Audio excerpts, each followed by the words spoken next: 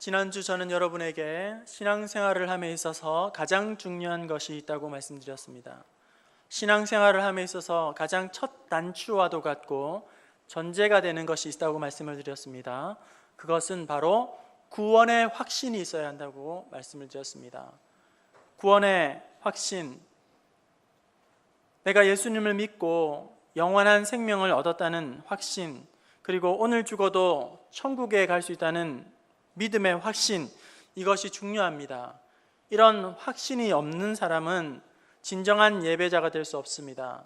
구원의 확신이 없는 사람이 드리는 간구는 하나님이 기뻐 받으시는 응답의 기도가 될 수가 없습니다. 구원의 확신이 없는 사람이 하나님 앞에 드리는 헌신과 충성은 의미가 없습니다. 구원의 확신이 있어야지만 우리는 그리스도인, 예수 믿는 사람, 예수 사람이 될 수가 있는 것입니다.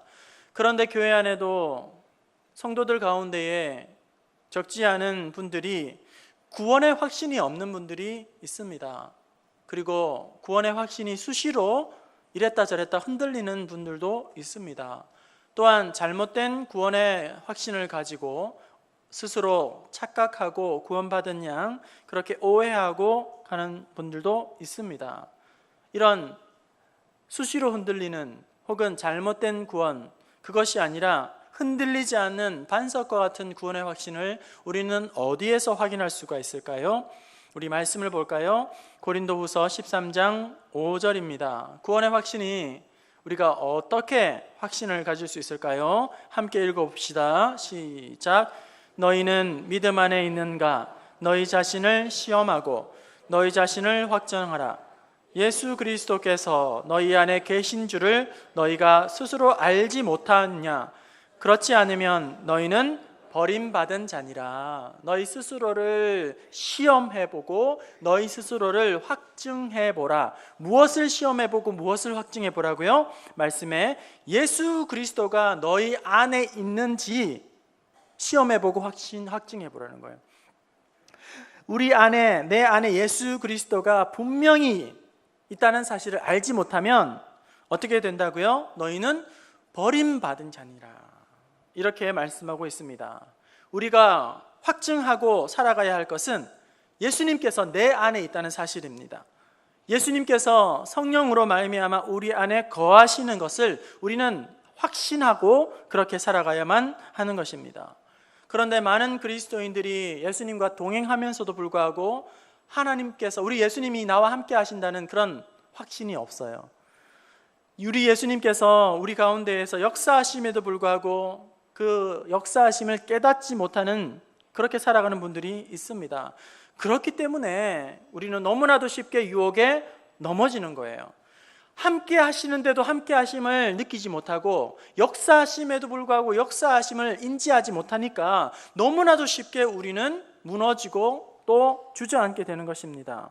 신앙생활을 하면서도 영적인 방황을 수시로 하게 되고 기복이 있는, 계속 이런 기복적인 신앙을 하게 되는 것입니다.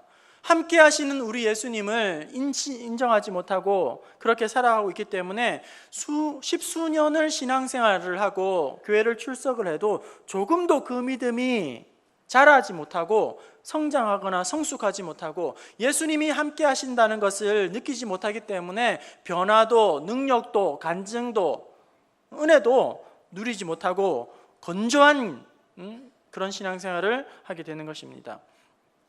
여러분, 예수님께서 지금 우리 안에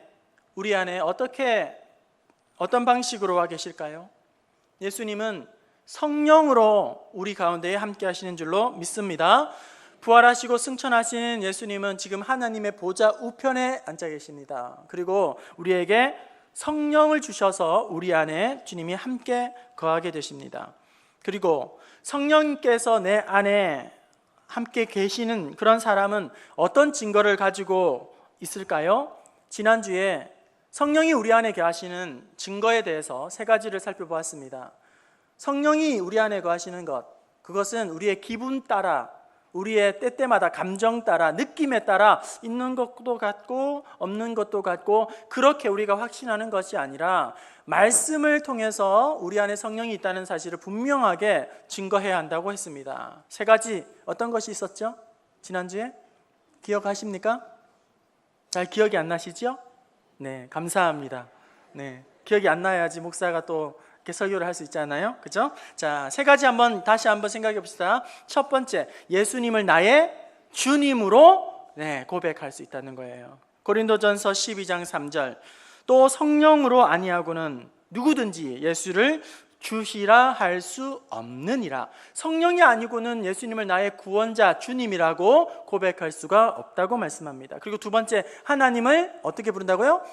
아빠, 아버지라고 부를 수 있다고 그렇게 말씀했습니다. 로마서 8장 15절부터 16절 우리 함께 보실까요? 로마서 8장 15절과 16절입니다. 시작. 너희는 다시 무서워하는 종의 영을 받지 아니하고 양자의 영을 받았으므로 우리가 아빠, 아버지라 부르짖느니라. 성령이 친히 우리의 영과 더불어 우리가 하나님의 자녀인 것을 증언하시나니, 우리 안에 있는 성령께서 우리가 하나님의 자녀인 것을 증언해 주시고 우리 안에 있는 영으로 말미암아 우리가 하나님을 아빠, 아버지라고 부를 수 있느니라. 성령께서 그렇게 하신다는 거예요. 그리고 세 번째로, 성령님이 함께 하시면 우리가 하나님의 은혜를 깨닫게 된다고 말씀을 드렸습니다. 고린도전서 2장 12절 말씀 우리 함께 읽어볼까요? 고린도전서 2장 12절입니다. 시작. 우리가 세상의 영을 받지 아니하고 오직 하나님으로부터 온 영을 받았으니 이는 우리로 하여금 하나님께서 우리에게 은혜 주신 것을 알게 하려 하심이니라. 하나님께로부터 오신 영, 성령으로 말미암아 우리가 하나님께서 우리에게 주신 은혜를 깨닫게 해주신다, 알게 하신다, 이렇게 말씀하셨죠. 이 세 가지를 지난주에 살펴보았습니다. 이제 오늘은 그 뒤에 전체 7가지 중에 지난주에 3가지를 살펴보았고 나머지 4가지를 살펴볼 텐데요. 성령께서 우리 안에 함께 하신다는 말씀의 증거 4가지, 이제 남은 4가지를 봅시다. 그 4가지, 네 번째는 용서와 사랑의 마음을 우리에게 주신다는 거예요. 생기게 하신다는 거예요. 오늘 본문 말씀 요한일서 4장 12절 13절 말씀입니다. 우리 함께 읽어보겠습니다. 요한일서 4장 12절 13절 시작. 어느 때나 하나님을 본 사람이 없으되 하나님이 우리 안에 거하시고 그의 사랑이 우리 안에 온전히 이루어지느니라. 그의 성령이 우리에게 주심으로 우리가 그 안에 거하고 그가 우리 안에 거하시는 줄을 아느니라. 13절에 그의 성령을 우리에게 주심으로 이렇게 말씀하고 있습니다. 그리고 12절에는 하나님께서 그 안에 거하시는 사람은 어떤 사람이다? 어떤 사람에게 하나님은 그 안에 거하신다? 만일 우리가 서로 사랑하면 하나님이 우리 안에 거하신다, 이렇게 말씀을 하고 있는 것이에요.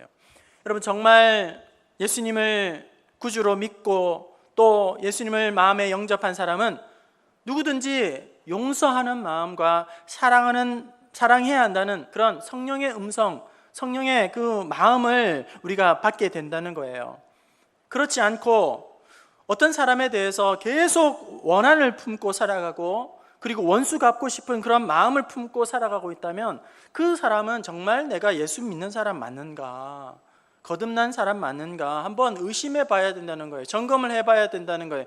왜냐하면 성령님이 우리 안에 거하시면 사랑하라, 용서하라, 그런 마음을 우리에게 부어주시기 때문에 그런 마음이 없을 수가 없다는 거예요. 물론 우리 예수님을 믿게 되면 우리가 다 천사가 되는 것은 아닙니다. 예수님을 믿는다고 해서 우리가 당장 사랑의 원자탄 손장원 목사님처럼 그렇게 성자처럼 바뀌는 것은 아닙니다. 내 안에 내가 예수 믿는 사람인데 이렇게 사랑이 없나? 이렇게 용서가 없나? 그런 생각을 합니다. 물론 그럴 수 있습니다. 하지만 여러분, 우리가 예수님을 믿고 나면 누군가를 미워하게 되면 마음이 아파옵니다. 누군가를 미워하고 사랑이 안 돼서, 용서가 안 돼서 그 마음이 너무나도 힘들고 어려워지고 괴롭다는 거예요. 그런데 여러분, 예수 안 믿는 사람의 특징은 뭔지 아십니까? 불신자들의 특징?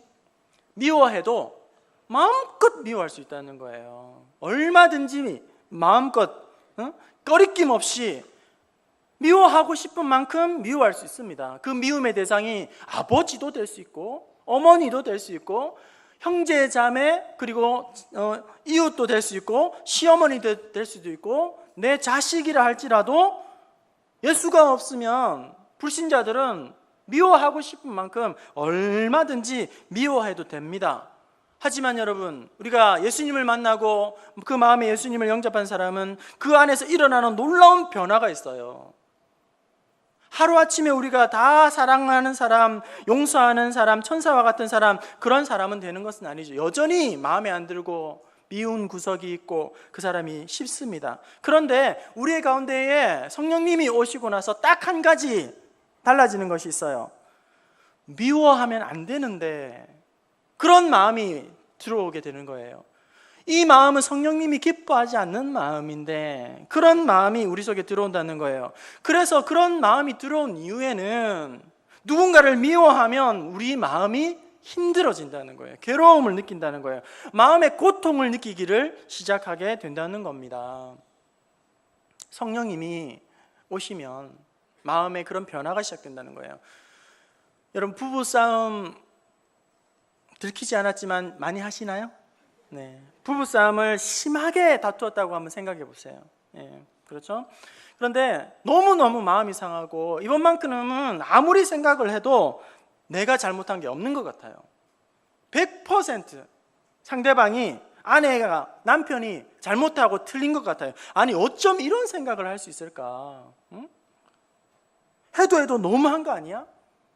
내가 이번만큼은 그냥 넘어가는가 보자. 내가 단단히 참을 만큼 참았어. 그렇게 해서 마음을 단단히 먹었어요. 결심을 했습니다. 그리고 이 문제를 가지고 하나님 앞에 기도합니다. 그러면 하나님이 뭐라고 하실까요? 어떻게 말씀하실까요? 야, 이번 기회에 끝장을 봐라. 끝장을 보자. 이제 너 잘못한 거 하나도 없어. 그리고 이번 기회에 치면 안 된다. 완전히 뜯어 고쳐야 된다. 물러설 데가 없으니까 끝까지 가는 거야. 하나님께서 이렇게 응답해 주십니까? 아무리 내가 잘하고 배우자가 아무리 잘못했다 할지라도 우리 주님이 우리 편을 안 들어주신다는 게 문제예요. 하나님 앞에 기도합니다. 하나님, 너무 억울합니다. 이래서 제가 억울하고요. 저는 잘못한 게 없고요. 저 사람 왜 그런지 모르겠고요. 정말 제가 답답하고요. 견딜 수가 없어요. 하나님, 이렇게 막 하나님을 설득해 보세요. 기도하면서. 그러면 하나님 뭐라고 하죠? 그래. 네 말이 100번 맞다. 그러니까 나도 너 편이 될 테니까 이제 끝까지 한번 싸우자. 이제 가자.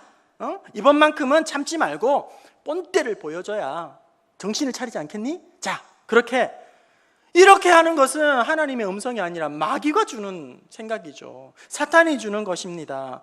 우리 성령님이 주시는 마음은 100번 네가 오라도 네가 미안하다고 해라. 네가 먼저 다가가라. 용서해달라고 이야기를 해라. 그리고 용서한다고 말을 해라. 그것이 바로 우리가 성령님께서 주시는 마음이라는 거예요.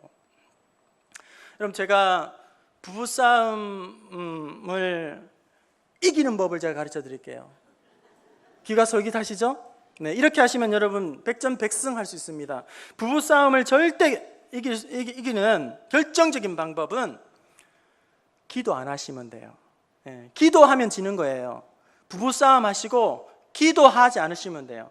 기도 안 하면, 버티면 상대방이 꼬리를 내리게 되어 있습니다. 그런데 부부싸움하고 기도한 사람은 먼저 지게 되는 거예요. 여러분, 이기려면 절대로 기도 안 하시면 되는 거예요. 그렇죠? 여러분, 성령님께서 우리 가운데 오시면 용서해, 사랑해, 손 내밀어야 해, 야, 끝까지 갈 대로 가라, 이런 말씀을 절대로 하나님이 안 하신단 말씀이에요. 용서가 안 돼서 그렇지, 사랑을 못해서 그렇지 마음에는 아픔이 있어요. 괴로워요. 부담을 늘 안고 살아가요. 아이고, 내가 이러면 안 되는데, 그렇게 마음을 끌어안고 살아간다는 거예요. 이런 부담을 우리가 왜 느끼게 되는 것입니까? 우리가 착해서일까요? 천사라서요? 아니요. 우리 안에 성령님께서 사랑해야 하고 용서해야 하는 그런 마음을 우리 가운데에 심어주시기 때문입니다. 그런 사랑의 마음, 용서의 마음이 느껴진다면 그것은 바로 우리 안에 성령님이 계시다는 증거인 것입니다. 또한 다섯 번째로 성령님이 우리 안에 계신 증거는 성령의 근심하심을 우리가 깨닫게 된다는 거예요. 성령의 근심을 우리가 느끼게 됩니다. 에베소서 4장 30절에 보면 성령님이 어떻게 하시도록 하지 말라 이렇게 기록하고 있습니다. 우리 말씀을 함께 읽어볼까요? 시작. 하나님의 성령을 근심하지 말라. 그 안에서 너희가 구원의 날까지 인치심을 받았느니라. 여러분, 우리가 성령님이 오시면 우리 구원을 완성하는 그날까지 인치심을 받아 우리를 결코 떠나지 않습니다. 우리가 잘못해서 범죄하여서 하나님을 기쁘시게 하지 못하는 그때에도 우리 성령님은 절대로 떠나지 않습니다. 그리고 그 대신에 우리 안에서 성령님이 근심하십니다. 잘못된 일을 행할 때에, 죄를 범하였을 때에 우리 안에서 성령님이 떠나지 아니하시고 근심하시면서 그 근심을 우리로 하여금 느끼게 하시고 깨닫게 해주신다는 거예요. 여러분, 그리스도인들에게는 조금은 특별한 근심이 있습니다. 이것은 양심의 가책이 아니에요. 그것과는 좀 다른 것입니다. 우리에게는 특별한 근심이 있어요. 주일 성수하지 못했을 때에 오는, 그리고 헌금 하나님 앞에 드려야 할 이 헌금 생활이라든지, 그리고 경건의 신앙의 어떤 기도 생활에 문제가 있을 때에, 부부 간에, 가족 간에, 형제 간에, 자식 간에 관계가 틀어지고 어떤 갈등의 문제가 있을 때에 누가 뭐라고 지적한 것도 아닌데 마음이 힘들어져요. 고통을 느끼게 됩니다. 불편하고 아픕니다. 고통을 느낍니다. 죄 유혹에 걸려서 죄를 지었을 때에 우리의 마음이 괴롭게 됩니다. 왜일까요? 우리 안에 성령이 근심하기 때문이에요. 탄식하기 때문입니다. 반대로 여러분, 세상 사람들은, 불신자들은 절대로 이런 근심을 하지 않습니다. 자기 마음대로 살아도 전혀 불편함이 없어요. 하고 싶은 대로 다 하고 해도 전혀 마음에 근심이 없어요. 불편함이 없습니다. 그럼 그렇지 않습니까? 제가 고등학교 정도로 기억을 합니다. 저희 교회에는 총각 집사님들이 여럿 있었어요. 저는 거제도에서 자랐는데요. 거제도에 삼성조선소가 곁에 있었습니다. 그때 당시 전국에서 고등학교 졸업한 우리 젊은 청년들이 조선소에 많이 일을 하러 왔었는데요. 그 당시 한 30년 전이었는데 제 기억에도 조선소에서 일을 하면 한 달에 200~300은 벌었던 것 같아요. 대단하지 않아요? 20~30년 전에 조선소에서 일하면 좀 철야하고 특근하면 300만 원, 400만 원도 받았던 것 같아요. 아무튼 그때 이제 갓 23, 4 하는 젊은 이제 청년들이 교회를 다니게 되는데 총각 집사님이 되었어요. 저는 학생이기 때문에 다 뭐 어른처럼 보이고 선생님처럼 보이고 그랬을 때인데요. 그 중에 이연기 집사님이라는 분이 계셨어요. 그런데 이분이 주중에 한 날은 술을 잔뜩 드시고는 교회를 오셨더라고요. 술을 잔뜩 드셨으면 그냥 조용히 그냥 집에 가서 주무시면 되는데 그냥 교회에 오셔서 그렇게, 또 교회 옆에 사택이 있었는데 뭐 지금처럼 현관문을 들어가면 안방 건너방 이렇게 방이 있는 게 아니라 이렇게 뭐 사랑채처럼 제 방이 따로 있었어요. 그렇게 해서 제 방에 오신 거예요. 그러면서 자기가 이렇게 술을 먹은 이유에 대해서, 마음이 힘든 것에 대해서 뭐 그것이 변명인지 뭔지 모르겠는데 한참 이야기하면서 너무너무 괴로워하는 거예요. 힘들어하는 거예요. 아파하는 거예요. 그런데 여러분, 술을 왜 먹죠? 안 드셔서 모르잖아요. 그죠? 예. 술을 여러분 괴로워서 먹습니까? 기분 좋으려고 먹는 거 아니에요? 기분 좋아지려고? 그렇죠? 그런데 그렇게 기분 좋으려고 먹고 와서는 힘들어하고 괴로워하고 고통스러워하고 막 너무너무 힘들어하는 거예요. 왜 그럴까? 그 안에 성령께서 아픔을 주시는 거예요. 탄식을 주시는 거예요. 힘들게 하는 거예요. 우리 순진한 우리 유초등부 아이들에게 물어보면, 이렇게 물어보면, 얘들아, 예수님 믿고 나면 술, 담배가 끊어지니 안 끊어지니? 그러면 우리 아이들, 순진한 아이들이 뭣도 모르고 이렇게 이야기합니다. 저희 아버지 보니까 안 끊어지던데요. 그리고 뭐 술병을 보면 우리 냉장고에 있는데 뭐 이렇게, 우리 순진한 아이들은 그렇게 반응을 해요. 이제 고등학교 정도 올라가면 뭐 이런 이야기를 하면 이제 철이 좀 들어가지고 물정을 좀 알기 때문에 뭐 전혀 그런 걸 피해서 다 이렇게 잘 이야기를 하는데, 아무튼 순진한 우리 아이들에게 물어보면 예수 믿어도 술, 담배 절대 안 끊어진다고 그렇게 얘기를 합니다. 증인들이 옆에 있으니까요. 그렇죠? 그런데 여러분, 예수 믿는다고 술, 담배가 어떻게 끊어질까요? 근데 아주 가끔씩 우리 그런 간증하시는 분이 있잖아요. 자기가 막 골초였는데 예수 믿고 나니까, 성령 받고 나니까 담배만 물면 막 머리가 지근지근 아프고 막 어지러워서 내가 담배를 더 이상 필 수가 없어. 그걸 끊었다는 거예요. 그리고 어떤 분들은 자기가 막 술 고래였는데 동으로 막 마시면서 가지고 가라면 못 가도 난 마시고 가라면 간다, 막 그런 정도였는데 예수를 믿고 나서는 이 술을 먹고 나면 막 속이 뒤집어진다는, 써서 못 먹겠다는 거예요. 그래서 술을 그때부터는 끊었다고 이야기를 해요. 여러분 그런 간증 한 번씩 들어보셨죠? 근데 왜 이게 간증이 될까요? 왜 간증이 되죠? 아주 드물게 일어나기 때문이에요. 이것이 아주 희박하기 때문이에요. 흔하게 예수만 믿으면 술, 담배 다 끊어질 것 같으면 이거 더 이상 간증이 아니에요. 당연한 거예요. 그런데 이게 잘 안 되니까 이게 교회에서 막 간증으로 은혜를 끼치게 되는 것이죠. 여러분, 예수 믿는다고 해서 술, 담배 끊어집니까? 안 끊어져요. 하지만 술, 담배 하면서 예수 믿고 나면 괴롭습니다. 괴로워집니다. 내가 집사인데, 내가 이러면 안 되는데, 그러면서 괴로워하면서 또 술 먹고, 이러면 안 되는데 하면서 술, 담배 피는 거예요. 그렇죠? 우리가 하나님의 뜻대로 살지 못하면 내 안에 성령님이 근심하게 됩니다. 나를 고통을 주십니다. 아픔을 주십니다. 찔림을 주십니다. 탄식하십니다, 내 안에. 그런데 그 성령님의 근심하심에 귀를 자세히 점점 기울이다 보면 이 고통스러워서 나중에 자연히 술을 끊게 되는 거예요. 그 성령의 탄식에, 그 아픔에 귀를 자세히 기울이게 되는 사람은 점점 술이 끊어지게 되고 담배가 끊어지게 되는 거예요. 이 고통이 점점 내 안에 커져만 가면, 우리 안에 성령님으로 말미암아 더 근심하면 결국은 이것이 끊어지게 되는 것이 하나님의 은혜인 줄로 믿습니다. 우리 하나님께서 성령으로 말미암아 우리 안에 주시는 감동이 있어요. 여러분, 하나님께서 감동을 주실 때에, 찔림을 주실 때에, 아픔을 주실 때에, 그 부끄러움을 주실 때에, 회개하는 그런 마음을 주실 때에 여러분, 그 마음을 외면하지 마시기를 바랍니다. 성령께서 주시는 마음을 붙들고 성령님의 감동하심을 놓치지 않고 그것을 붙잡고 하나님 앞에 엎드려 기도할 수 있기를 바랍니다. 5번째, 성령의 근심을 느끼게 된다. 6번째, 성령이 함께 하시는 사람들은 하나님이 기뻐하시는 일을 하고 싶은 마음이 생기게 된다는 거예요. 다시 말하면 하나님의 소원을 그 마음에 품게 된다는 것입니다. 빌립보서 2장 13절 우리 함께 읽어볼까요? 빌립보서 2장 13절입니다. 시작. 너희 안에서 행하시는 이는 하나님이시니 자기의 기쁘신 뜻을 위하여 너희에게 소원을 두고 행하게 하시나니. 성령님께서 우리 안에 오시면 우리는 하나님이 기뻐하시는 일을 하고 싶어진다는 거예요.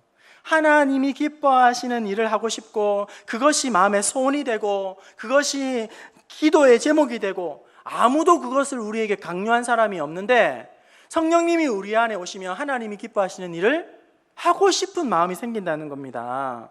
우리가 주님의 몸된 교회를 위해서 헌신하고자 하는 마음이 있는 것만으로 전적으로 성령께서 주시는 역사입니다. 여러분, 불신자들은 하나님을 위해서, 교회를 위해서, 지체를 위해서 이렇게 자기가 드려야겠다, 헌신해야겠다, 그런 마음이 전혀 들지 않아요. 그냥 불신자들의 본성은 오로지 나를 위해서만 살면 되는 거예요. 자기 중심으로 이기적으로 그냥 살면 그것이 되는 것이, 그것이 기쁨이에요. 자기 배를 위해서 사는 것이 행복입니다. 그런데 우리가, 성령께서 우리 안에 오시면 예배드리는 중에, 찬송하는 중에, 기도하는 중에, 말씀을 듣는 중에 하나님의 마음을 주세요. 하나님의 마음이 우리 속에서 일어나기 시작합니다. 소원이 일어나기 시작합니다. 다음 주에는 이제 캄보디아 해외 단기 선교팀 파송 예배를 드리게 됩니다. 그리고 1부에서 4부에 이제 선교 헌금을 드리게 되는데, 캄보디아 가보지도 않은 곳, 알지도 못하는 사람, 이제 헌금을 드리게 되면 하나님 앞에 드리고 싶은 마음이 생긴다는 거예요. 선교사님이 오셔서 말씀을 듣는 중에 선교지를 위해서, 선교사님을 위해서 내가 작은 거라도 드려야겠다, 그런 마음의 부담감을 우리 속에서 느끼게 된다는 거예요.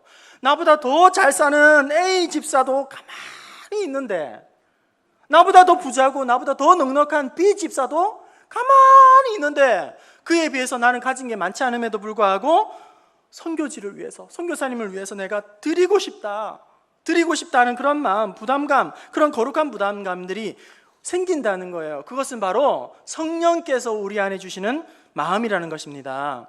이제 내일부터 중고청년부 연합수련회가 3박 4일 긴 일정으로 시작됩니다. 그리고 목요일 금요일은 이제 전남 한평에 또 농어촌 선교를 가게 됩니다. 여러분, 휴가를 내게 되면 어디를 가야 되죠? 무엇 해야 되죠? 쉬어야 되잖아요. 그렇지 않습니까? 시원한 계곡에 가서 에어컨 빵빵 나오는 호텔이든지 펜션이든지 형편에 맞게 국내든지 해외에 나가든지 좀 힐링을 하고 마음껏 좀 쉬고 와야 되지 않을까요? 그런데 어떤 분들은 휴가를 내어서 자기 회비 들여서 수련회를 가고 농어촌 단기 선교를 떠난단 말이에요. 세상에 이런 바보 같은 행동을, 어리석은 행동을 왜 합니까? 자기 돈 들여서 땀 흘려서 에어컨도 없다는데. 우리 하나님께, 성령께서 마음에 그런 은혜를 주세요. 영혼들을 보면서 안타까운 마음을 주시는 거예요. 우리의 자녀들을 보면서 어떻게든지 섬기고 싶은 마음을 주시니까, 낙도 어려운 목회지를 보면서 마음이 아픔을 느끼니까, 성령님이 그런 마음을 주시니까 이제 시간 내어서 자기의 물질 들여 그 휴가, 귀한 휴가를 거기다가 다 쏟아붓는 것입니다. 성령님 우리 안에 계시기 때문에 교회를 위해서, 그리고 하나님을 위해서 하나님의 기뻐하시는 일을, 마음의 소원을 가지고 이제 감당하게 되는 것입니다. 마지막으로 성령님이 우리 안에 계시면 나타나는 증거, 전도하는 마음이 생기게 된다는 거예요. 사도행전 1장 8절, 우리 잘 아는 말씀이죠. 성령이 임하시면 어떤 일이 벌어지게 됩니까? 우리 함께 읽어볼까요? 사도행전 1장 8절입니다. 시작. 오직 성령이 너희에게 임하시면 너희가 권능을 받고 예루살렘과 온 유대와 사마리아와 땅끝까지 이르러 내 증인이 되리라 하시니라. 오직 성령이 너희에게 임하시면 어떻게 해요? 땅끝까지 이르러 내 증인이 되리라 말씀합니다. 여러분, 예수님을 믿고 우리 안에 성령이 오게 되면 전도하는 마음이 생길까요? 안 생길까요? 예수님이 우리 안에 오시면 당장 우리가 지하철에 뛰어가서 예수천당 불신지옥을 외치는 것은 아닙니다. 노방전도를 하고 길거리 축구전도를 하는 것은 아니에요. 하지만 예수님을 영접하고 나면 놀라운 변화가 있다면, 전도는 못해도 전도해야 한다는 그런 거룩한 부담감을 마음속에 품고 이제는 평생 살아가게 된다는 거예요. 그렇지 않습니까? 여러분 생각해 보세요. 여러 가지 운동이 있겠지만 요가라고 한번 생각해 봅시다. 요가 학원을 가서 요가를 했습니다. 요가를 해보니까 너무너무 좋아요. 몸이 막 느낍니다. 가벼워지고 또 부드러워지고 또 활력이 생기고 스트레스도, 마음의 평안도 생기고 너무너무 좋아요. 그렇게 효과를 봤어요. 그래서 어느 날 집에 와서 어머니에게 이렇게 이야기하는 거예요. 70살, 80살 되신 어머니에게, 어머니 우리 요가 갑시다. 그래요. 야야 됐다. 내 이 나이에 뭐 요가냐, 요가 니나 해라. 어머니 요가 한번 해봐요. 얼마나 좋은지 몰라요. 몸이 너무 가벼워지고요, 스트레스도 풀리고요, 얼마나 삶의 활력이 있고요, 질이 높아지고요, 노년이 기쁨이 생기는지 몰라요. 어머니 가요. 근데 어머니는 절대 안 가신대요. 그러면 어떻죠? 마음이 너무너무 아프죠. 막 탄식이 나고 안 가는 것 때문에 눈물이 나고 막 애통이 나고 그렇습니까? 아니에요. 그렇지 않습니다. 하지만 우리의 가족 중에 아직도 우리 예수님 만나지 못한 가족이 있다면 어떤 마음이 들까요? 너무너무 마음이 아픈 거예요. 마음이 아파서 기도가 하지 않을 수가 없는 거예요. 이름을 불러가면서 기도할 때마다 눈물이 마르지 않는 것입니다. 때때마다 명절이 되면 시골에 가서 친지를 만나고 부모님을 뵙고 인사를 합니다. 아직도 믿지 않는 우리의 형제가 있습니다. 부모님 있습니다. 여러분 어떤 마음이 들까요? 내가 예수 믿으라고 말은 해야 되는데 어떤 그 순간에 내가 말을 하고 돌아올까? 우리 부모님 죽기 전에 꼭 예수 믿어야 되는데 천국 가야 하는데 그런 마음을 늘 가지고 마음의 빚을 가지고 그렇게 애통하는 심령으로 눈물로 그렇게 고백하고 기도하며 가지 않습니까? 전도를 못하더라도 전도를 해야 한다는 마음이 늘 마음속에서 떠나지 않는 거예요. 여러분 참 이상하지 않아요?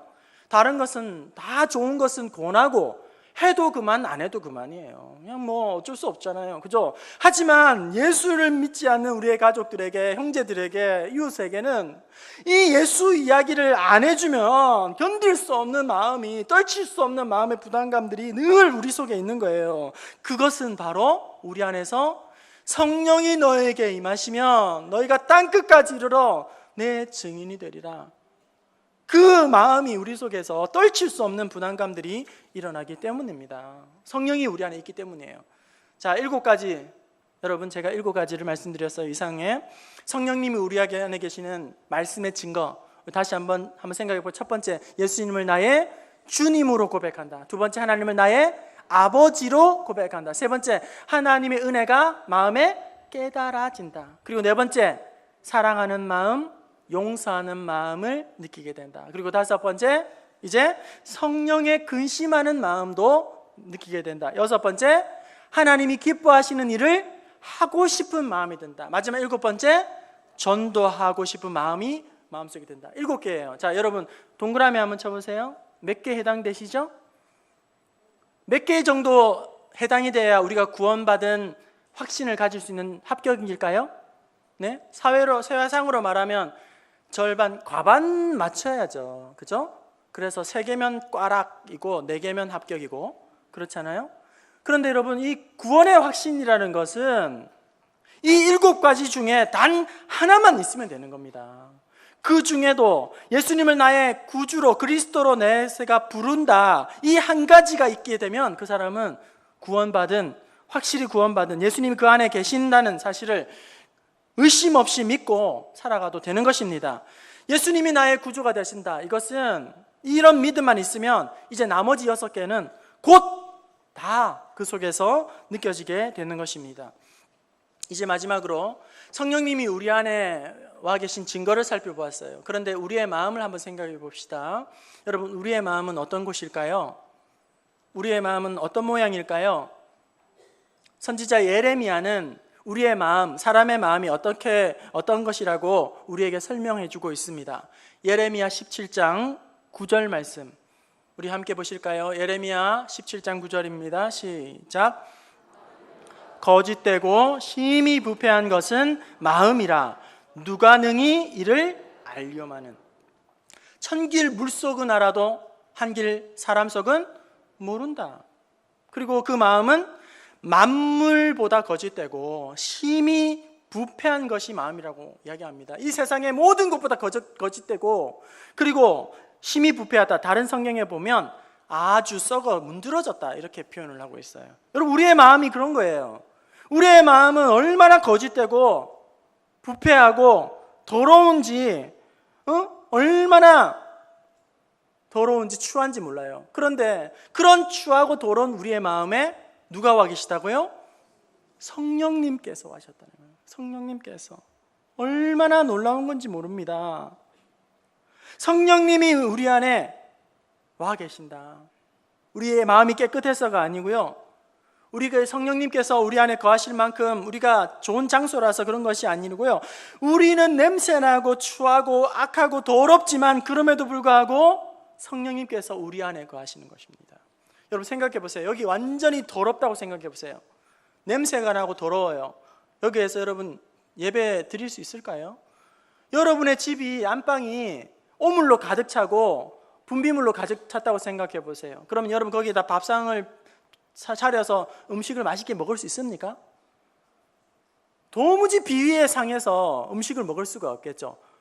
우리 안이 얼마나 추하고 더럽고 냄새나는 곳임에도 불구하고 우리 거룩하신 예수님이, 우리 성령님이 우리 안에 와 계시다는 것이 얼마나 큰 은혜인지, 얼마나 큰 축복인지, 얼마나 큰 능력인지 우리가 잘 알지 못한다는 거예요. 그러면서 우리가 우리 주님과 함께 있으면서도 예수님이 우리 내 마음에 믿어지니 안 믿어지니, 느껴지니 안 느껴지니, 기분에 따라 감정에 따라 그때그때마다 계시는 것 같기도 하고 안 계시는 것 같기도 하고, 이렇게 시시하게 엉터리같이 신앙생활을 하고 있는 것이 얼마나 안심스러운 모습입니까?